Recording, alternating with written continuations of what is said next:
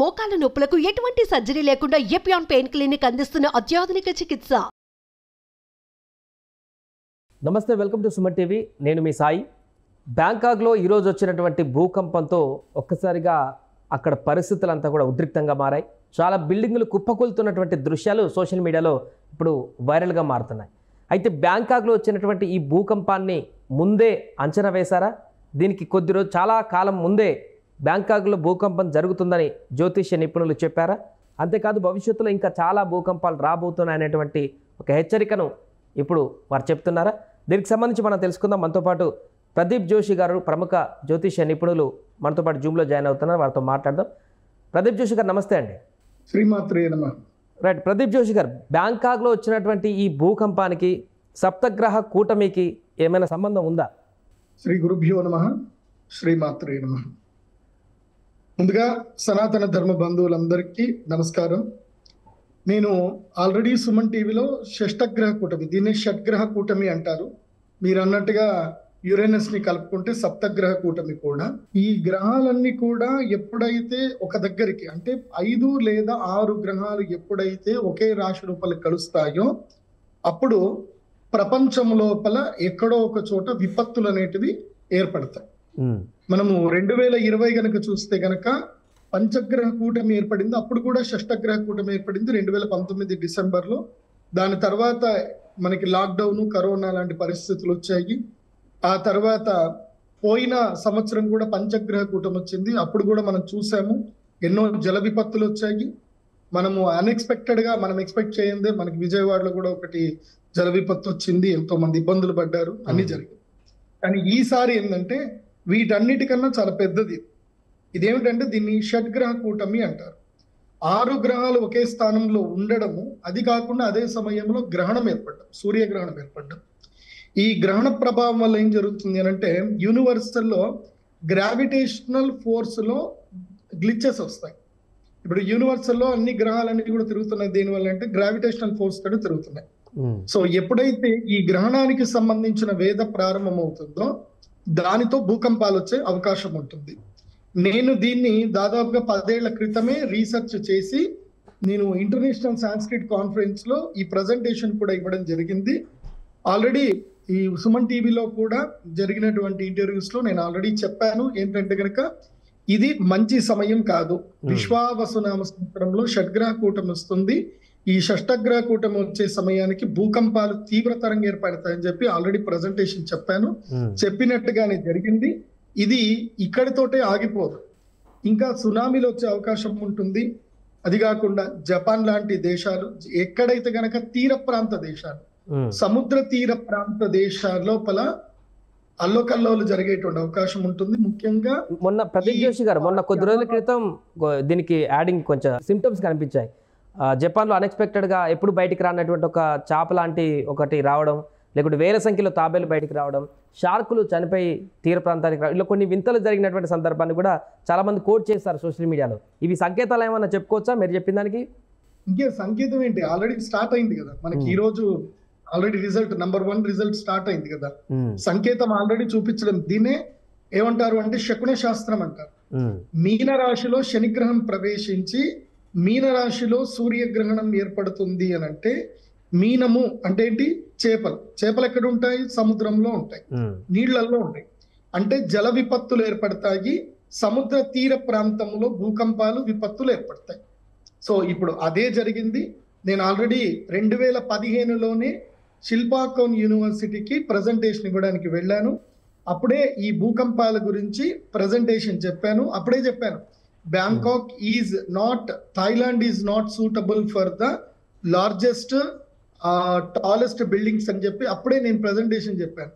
చెప్పిన తర్వాత అప్పటి వరకు ఉన్న టాలెస్ట్ బిల్డింగ్సే. ఆ తర్వాత గవర్నమెంట్ లో అప్పుడు నేను ప్రజెంటేషన్ ఇచ్చిన తర్వాత అప్పటి కింగ్ ఎవరైతే ఉన్నారో చూసి దాని తర్వాత సముద్ర తీర ప్రాంతం లోపల ఈ థాయిలాండ్ లో లోపల కానీ హై రైజ్ బిల్డింగ్స్ పర్మిషన్ ఇచ్చారు, కానీ తర్వాత పర్మిషన్ ఇవ్వాల, ఆపేశారు. సో ఇప్పుడు కూలిపోయిన బిల్డింగ్లు కూడా 10 సంవత్సరాల క్రితం కట్టిన బిల్డింగ్లే కూలిపోయాయి. అట్లాగే మయన్మార్ కూడా అదే జరిగింది. అండ్ ఇప్పుడు చైనాలో కూడా మళ్ళీ భూకంపం వచ్చే అవకాశం ఉంటుంది. భవిష్యత్తులో జపాన్ లో కూడా భూకంపం వచ్చే అవకాశం ఉంటుంది. అమెరికాలో అయితే భయంకరమైన టోర్నడోస్ వస్తాయి. ఇప్పుడు అమెరికాలో కూడా భూకంపం ఉంది. ఓకే, ఇది మన దేశానికి ఏమైనా ఎఫెక్ట్ చూపించేటువంటి అవకాశం ఉందా? మీరు చెప్పినటువంటి ఈ గ్రహం కానీ దీనికి సంబంధించిన ఎఫెక్ట్ మన దగ్గర ఏ విధంగా కనిపించే అవకాశం ఉందా? నేను ఆల్రెడీ మన సుమన్ టీవీలోనే చెప్పాను.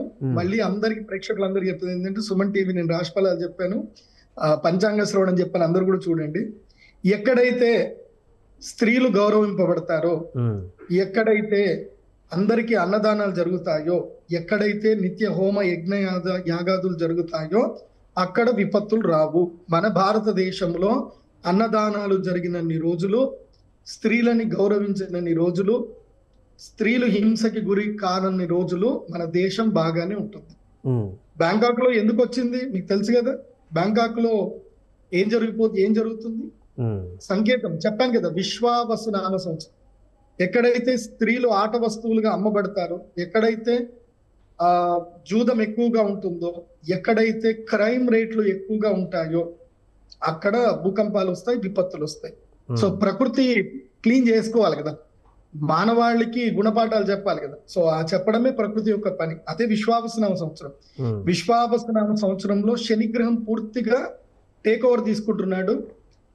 సో ఈ సంవత్సరం పూర్తిగా సూర్యుడు, శని ఇవి 7 నవనాయకుల్లో ఉన్నారు కాబట్టి 100% రిజల్ట్ ఉంటది. పాపం చేసిన వాడికి, తప్పు చేసిన వాడికి 100% దెబ్బలు దక్కుతాయి, మంచి చేసిన వాడికి 100% మంచి జరుగుతుంది. ఇప్పుడు బ్యాంకాక్ లో వచ్చినటువంటి భూకంపం అనేది ఇంతటితో ఆగిపోయినట్టేనా? గ్రహ కూటమి ఎఫెక్ట్ అనేది ఇంకా కొనసాగుతుంది అక్కడ? ఇప్పుడు ఆల్రెడీ అట్లా భూకంపం వచ్చింది కాబట్టి ఇంకా స్టాప్ అయినట్టేనా ఆ దేశంలో? 3 రోజులు ఎప్పుడైనా గుర్తుపెట్టుకోండి, గ్రహణానికి ముందు 2 రోజులు, గ్రహణానికి తర్వాత 2 రోజులు, గ్రహణం రోజు, ఈ 5 రోజుల పాటు ఎక్కడైనా భూకంపం 100% సంభవిస్తుంది. మీకు దీన్ని ఆల్రెడీ నేను రీసెర్చ్ చేశాను. ఇఫ్ యు పర్మిట్, మీకు టైం ఉంది అని అంటే నేను ఆ ప్రజెంటేషన్ ఇస్తాను, ఓకేనా మీకు? సో ఇప్పుడు ఇది స్క్రీన్ మీద చూపిస్తున్నా చూడండి. ఇది వసుదేవ కుటుంబం అని international association of Sanskrit studies లో నాకు 16th వరల్డ్ సాంస్క్రిట్ కాన్ఫరెన్స్ ఉన్నప్పుడు నాకు ఇన్విటేషన్ వచ్చింది. సో ఇక్కడ నేను చేసిన రీసెర్చ్ లో ఇక్కడ మీరు చూడండి, 16th వరల్డ్ కాన్ఫరెన్స్ లో నేను ఆల్రెడీ బ్యాంకాక్ లో శిల్పాకోన్ యూనివర్సిటీలో clues from Vedic astrology to predict earthquakes has been accepted అని చెప్పి వచ్చింది. ఇక్కడ నేను ప్రెజెంటేషన్ ఇవ్వడం జరిగింది. జూలై 2015లోనే 2015లోనే ఇచ్చాను. Clues from Vedic astrology predict earthquakes అని ఇక్కడ ఇవ్వడం జరిగింది. సో ఇక్కడ నేను మీకు కొన్ని క్లూస్ చూపిస్తాను, ఎక్కడెక్కడ ఏ ఎర్త్ పిక్స్ జరిగాయని చెప్పి. ఇక్కడ చూడండి, 2010 9 సెప్టెంబర్, ఇది బిఫోర్ అమావాస్య, నార్థన్ సుమంత్రాలో ఇండోనేషియాలో భూకంపం వచ్చింది. 7.2 ఇది రిక్టర్ స్కేల్ పైన ఉంది. ఇది కూడా డేట్ అండ్ టైం తో సహా. ఇది గ్రహణము తర్వాతనే వచ్చినటువంటిది, గ్రహణం బిఫోర్, ఇది అమావాస్య బిఫోర్ వచ్చింది. ఇప్పుడు కూడా రేపు అమావాస్య ఉంది, ఇవాళ గ్రహణం ఏర్పడింది. ఇది కూడా ఫిలిప్పీన్స్ లో వచ్చింది, 2010లో 23 జూలైలో వచ్చింది. ఇది కూడా ఫుల్ మూన్ డే, అంటే గ్రహణం, సూర్యగ్రహణం కానీ చంద్రగ్రహణం కానీ జరిగింది అని అంటే దాని తర్వాత ఇమ్మీడియట్లీ ఇక్కడ మనకి ఎర్త్ క్విక్స్ ఏర్పడతాయి. ఇది కూడా 7.4 ఎర్త్ క్విక్, ఇది డేట్. తర్వాత చూడండి, మళ్ళీ చీలేలో ఒక ఎర్త్ క్విక్ జరిగింది, 2010లోనే జరిగింది. ఇది కూడా ఫుల్ మూన్ డే తర్వాతనే జరిగింది. దాని తర్వాత ఇది కూడా అమావాస్య తర్వాత మళ్ళీ ఇది ఇంకోటి జరిగింది చూడండి. ఇది ఇండో చైనాలో 8.6 ఎర్త్ క్విక్, ఇది 1950లో జరిగింది. ఇది చైనా హిస్టరీలోనే లార్జెస్ట్ ఎర్త్ క్విక్ ఇది. ఇది కూడా గ్రహణం తర్వాతనే జరిగింది. తర్వాత ఇరాన్ లో జరిగింది, 2 లక్షల మంది చనిపోయారు, 1780లో జరిగింది. ఇది కూడా ఎగ్జాక్ట్ గ్రహణం తర్వాత, ఇమ్మీడియట్లీ గ్రహణం నెక్స్ట్ డేనే జరిగింది. ఇప్పుడు కూడా షష్టగ్రహ కూటమి జరిగింది, దీని తర్వాతనే గ్రహణం జరిగింది. మళ్ళీ ఇది గతంలో జరిగినటువంటిది, 2 లక్షల మంది చనిపోయారు, 22 డిసెంబర్లో జరిగింది. సో ఇది కూడా షష్టగ్రహ కూటమి, అప్పుడు కూడా జనాలు చనిపోయారు. 2010 జనవరిలో కూడా హైతీలో జరిగింది, 7.2 lakhs మంది చనిపోయారు ఇక్కడ. సో మళ్ళీ చైనా చీలీలో ఒక ఎర్త్క్వేక్ జరిగింది, 1 లక్ష మంది చనిపోయారు. ఇది కూడా ఫుల్ మూన్ డే తర్వాతనే జరిగింది. ఇది కూడా చంద్రగ్రహణం అప్పుడే జరిగింది. సో అలాస్కాలో 1964లో జరిగింది. ఇది అమెరికన్ హిస్టరీలోనే చాలా పెద్ద ఎర్త్క్వేక్ ఇది. సో జియోలాజికల్ చేంజెస్ జరిగాయి 1964 తర్వాత. ఇది కూడా చంద్రగ్రహణం తర్వాత జరిగింది. నెక్స్ట్ ఇంకోటి షాంఘైలో ఒక ఎర్త్క్వేక్ జరిగింది, 8,30,000 మంది చనిపోయారు. ఇది 1556లో జరిగింది. సో ఇది కూడా 1976లో ఒక టంగ్షాన్లో ఒక ఎర్త్క్వేక్ జరిగింది చైనాలో. ఇది కూడా పంచగ్రహ కూటమి తర్వాతనే జరిగింది. ఇది కూడా లార్జెస్ట్. దీంట్లో 6,55,000 మంది చనిపోయారు అప్పట్లో. ఇది ఎగ్జాక్ట్, ఇది సునామీ కూడా ఏర్పడింది. ఇప్పుడు లేటెస్ట్ గా 2010 అప్పుడు ఏర్పడిన సునామీ ఇది. ఇది కూడా ఫుల్ మూన్ తర్వాతనే జరిగింది. 1737లో ఒక ఎర్త్క్వేక్ జరిగింది, 3 లక్షల మంది చనిపోయారు. ఇది కూడా ఫుల్ మూన్ డే తర్వాతనే జరిగింది. సో మళ్ళీ ఇదొకటి కూడా చెప్తే, గుజరాత్ లో జరిగిన ఎర్త్క్వేక్ ఒకటి మన భారతదేశంలో జరిగింది, 2001లో జరిగింది. సో ఇది day after black moon day. ఇది కూడా సూర్యగ్రహణం తర్వాతనే జరిగింది. ఈ ఎర్త్క్వేక్ లో 1,97,000 మంది చనిపోయారు. సో మనకి సునామీ మన భారతదేశంలో కలిచివేసిన సంఘటన ఏంటంటే 2004లో జరిగింది. ఇది కూడా చంద్రగ్రహణం తర్వాతనే, ఫుల్ మూన్ డే తర్వాతనే ఈ గ్రహణం, ఇది మనకి ఎర్త్క్వేక్ వచ్చింది. అప్పుడు కూడా చాలా మంది చనిపోవడం జరిగింది. చెన్నై అండ్ ఇండోనేషియాలో చాలా పెద్దనైనటువంటివి జరిగాయి. సో నేను ఇక్కడ చెప్పేది ఏంటంటే, how can astrology predict earthquake? By observing moon and sun lunar and sun eclipse days as well as full moon and black moon days based on planetary position, symptoms of clouds, behaviour of animals. So మనకి animals మనకి ఎప్పుడైనా మనకి చూపిస్తాయి. ఇప్పుడు ఈ భూకంపం ఏర్పడింది Myanmar లో, బ్యాంకాక్ లో భూకంపం ఏర్పడింది. దీనికి మనకి సిమ్టమ్ ఆల్రెడీ చేపలు ఇవన్నీ కూడా మనకి చూపించాయి, సముద్రం నుంచి ఒడ్డుకు చూపించాయి. సముద్ర తీరంలో ఒక పెద్ద భూకంపం రాబోతుంది అని చూపించింది. సో ఆ సిమ్టమ్ ఆల్రెడీ ఉంది. సో ఎప్పుడెప్పుడు ఎర్త్క్వేక్స్ వస్తాయనే దాన్ని కూడా నేను మీకు చెప్పాను. Where do earthquakes? 3 days before, after full moon days and black moon day. 100% after lunar and sun eclipse. అంటే సోలార్ ఎక్లిప్స్ జరిగినా, ల్యూనార్ ఎక్లిప్స్ జరిగినా 100% ఎక్కడైతే 4, 5 ఇంకా 6 గ్రహాలు ఉన్నాయంటే ఇంకా 100% డౌట్ లేదు, పక్కా ఎర్త్క్వేక్ వస్తుంది, భూకంపం వస్తుంది. So when sun or moon surrounded by a circle, మనము సూర్యుడికి కానీ చంద్రుడికి కానీ ఒక వలయాకారం ఎప్పుడైతే మనము ఆకాశంలో చూస్తామో, దానికి ఎక్కడైతే ఆ వలయాకారం కనిపిస్తుందో అక్కడ 1000 కిలోమీటర్స్ రేడియస్ లో 100% ఎర్త్క్వేక్ వస్తుంది. సో ఇవన్నీ కూడా నేను 100% చేసిన రీసెర్చ్.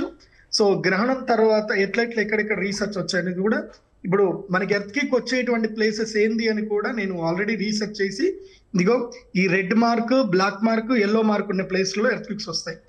మన అదృష్టం ఏంటంటే మన భారతదేశం అయితే లేదు, అండ్ మన హైదరాబాద్, తెలంగాణ అయితే అస్సలు లేనే లేదు. సో మనం బాధపడాల్సిన అవసరం లేదు.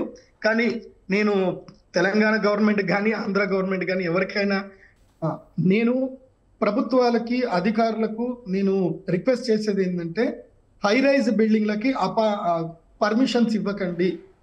ఎప్పటికైనా భూకంపాలు వస్తానే ఉంటాయి. మానవ జీవితం శాశ్వతం కాదు, ఇళ్ళు మాత్రమే శాశ్వతంగా ఉంటాయి. తరతరాలు ఇళ్ళు ఎంజాయ్ చేయాలి. తొందరపడి హై రైజ్ బిల్డింగ్లు కొనుక్కోకండి. ఎప్పటికైనా ఎవ్రీ 30 సంవత్సరాలకి, ప్రతి 30 సంవత్సరాలకు ఒక్కసారి భూమి అనేటువంటిది రిఫ్రెష్ చేసుకుంటుంది. 120 సంవత్సరాలకు ఒకసారి గ్యారంటీగా రిఫ్రెష్ చేసుకుంటుంది. సో తరతరాలు హ్యాపీగా ఉండాలి అని అంటే అందరూ చక్కగా ఇండిపెండెంట్ హౌస్ లోనే ఉండండి. హై రైజ్ బిల్డింగ్లు కోట్లు పెట్టి కొనుక్కోకండి.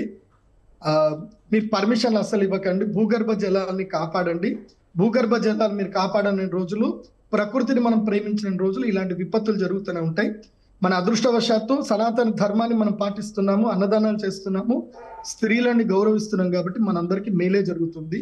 సో ఎక్కడైతే స్త్రీలు, శిశువులు గౌరవింపబడతారో, అందరికి అన్నదానాలు జరుగుతాయో, ఎక్కడైతే ఆనందం ఉంటుందో, ఎక్కడైతే మోసాలు, అధర్మాలు జరగవో అక్కడ భూకంపాలు రావు. Right. Thank you Pradeep Joshi garu. So మొత్తానికి అది ప్రస్తుతం బ్యాంకాక్లో భూకంపం రావడానికి గల కారణం సప్తగ్రహ కూటమిలో వచ్చినటువంటి మార్పులు చేర్పులే అంటూ గతంలో ప్రదీప్ జోషి గారు సుమన్ టీవీకి ఇచ్చినటువంటి ఇంటర్వ్యూలో భాగంగా చెప్పినటువంటి మాటలు ఈరోజు వాస్తవమయం అంటూ కూడా వారు చెప్తున్నారు. ఇంకా భవిష్యత్తులో ఇంకా చాలా వచ్చేటువంటి అవకాశం ఉందంటూ కూడా వారు చెప్తున్నారు. ఇదంతా కూడా జ్యోతిష శాస్త్రంలో ముందే దీన్ని గ్రహించి పూర్తిగా వివరణాత్మకంగా కూడా నేను వివరించారంటూ కూడా ప్రదీప్ జోషి గారు చెప్తున్నటువంటి వివరాలు అయితే ఇప్పటివరకు చూసాను.